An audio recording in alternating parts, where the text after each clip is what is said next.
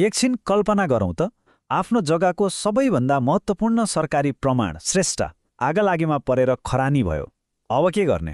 हो, यही प्रश्नले आजभोलि नेपालका हजारौं जग्गा धनीहरूलाई पिरोलिरहेको छ। हालसालै देशका विभिन्न मालपोत कार्यालयहरूमा भएको आगजनीले गर्दा आम मानिसमा एउटा ठूलो त्रास र अन्योल छाएको छ। आखिर आफ्नो सम्पत्तिको आधिकारिक रेकर्ड नै नरहेपछि के हुन्छ भन्ने चिन्ता त स्वाभाविक नै हो। आज हामी यही अन्योललाई चिर्दै यसको समाधान के रहेछ भनेर विस्तृतमा केलाउनेछौँ। ल, सुरु गरौँ पहिलो खण्डबाट। आखिर यो सङ्कट कसरी सुरु भयो? कुन घटनाले गर्दा जग्गाको यति महत्त्वपूर्ण कागजातहरूमा क्षति पुग्न गयो? कुरा सुरु हुन्छ 2082 साल भदौ 23 गतेको जेन जी आन्दोलनबाट। त्यसको ठिक भोलिपल्ट अर्थात् भदौ 24 गते देशका विभिन्न मालपोत कार्यालयहरूमा आगजनीका घटनाहरू भए र यसको सबैभन्दा ठूलो र प्रत्यक्ष असर पर्यो श्रेष्ठतामा, जुन जग्गाको एकदमै विस्तृत सरकारी अभिलेख हो। जब यी अभिलेखहरू नै जले, जग्गा धनीहरूमा ठूलो भ्रम र चिन्ता पैदा भयो।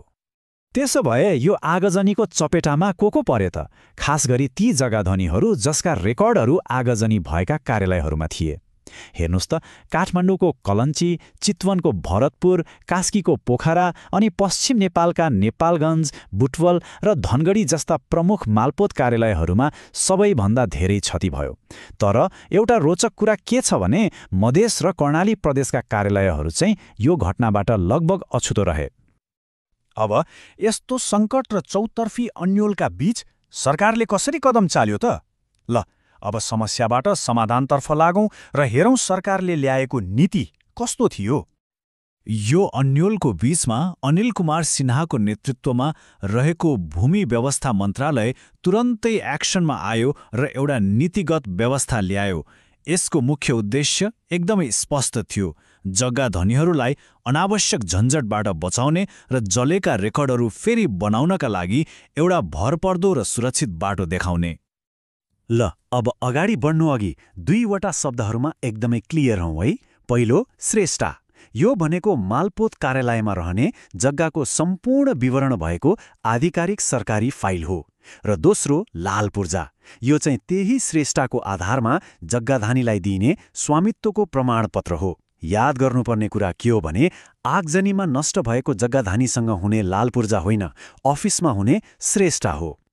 ल त, यो नयाँ नीतिले वास्तवमा काम कसरी गर्छ त? यसको प्रक्रिया के छ? आउनुहोस् यो अलि प्राविधिक सुनिने कुरालाई एकदमै सरल चरणहरूमा बुझौँ। यो नीतिको मुठु भनेकै मिलान र प्रमाणीकरण हो। यसको अर्थ के हो भने जलेको श्रेष्ठता फेरि बनाउनका लागि जग्गा धनीसँग भएको लाल पूर्जा कुनै न कुनै रूपमा सरकारसँग भएको अर्को डिजिटल वा भौतिक रेकर्डसँग हुबहु मिल्नै पर्छ। यसो किन गरियो? ताकि नक्कली लाल पूर्जाको आधारमा कसैले जग्गा दाबी गर्न नसकोस्। सरकारले प्रमाणीकरणको लागि एउटा प्राथमिकताको सूची नै बनाएको छ। सबैभन्दा पहिले अनलाइन प्रणाली अर्थात् LRIMSमा हालसालैका रेकर्डहरू खोजिन्छ। यदि त्यहाँ भेटिएन भने दोस्रो प्राथमिकतामा पुराना स्क्यान गरिएका कागजातहरू मतलब DMSमा हेरिन्छ। त्यहाँ पनि नभए दर्ता प्रक्रियामा रहेका तामेली फाइलहरू जाँचिन्छ र अन्त्यमा यी कुनै पनि स्रोतबाट प्रमाणित नभए नापी कार्यालयको रेकर्ड वा स्थानीय कर तिरेको रसिद जस्ता अरू आधिकारिक कागजपत्रलाई आधार मानिन्छ। अब यी दुई डिजिटल प्रणालीबारे अलिकति बुझौँ, किनभने धेरैजसोको समस्या यहीँबाट समाधान हुन्छ। LRIMS भनेको 2074 साल यताका कारोबारहरूको लागि बनाइएको आधुनिक अनलाइन सिस्टम हो। यदि लाल पूर्जा यहाँ म्याच भयो भने काम एकदमै छिटो हुन्छ। DMS चाहिँ त्योभन्दा पुराना, स्क्यान गरेर राखिएका रेकर्डहरूको डिजिटल अभिलेख हो। यहाँ लाल पूर्जा मिलान भएमा बायोमेट्रिक भेरिफिकेसनपछि नयाँ श्रेष्ठता बनाउन सकिन्छ। ल, नीति त कागजमा राम्रो देखियो, प्रक्रिया पनि ठिकै छ।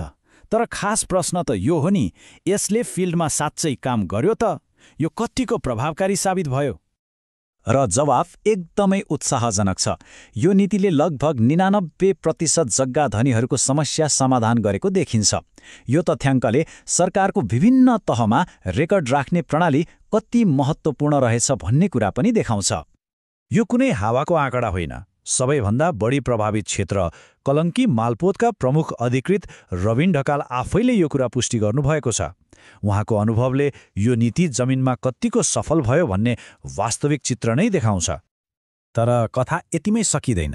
99% सफलताका बावजुद एउटा महत्त्वपूर्ण समस्या अझै पनि बाँकी छ, जसले पीडितहरूलाई पूर्ण राहत महसुस गर्न दिएको छैन।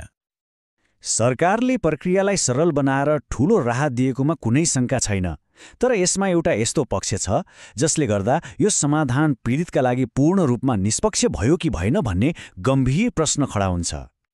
र समस्याको जड यहाँनिर छ।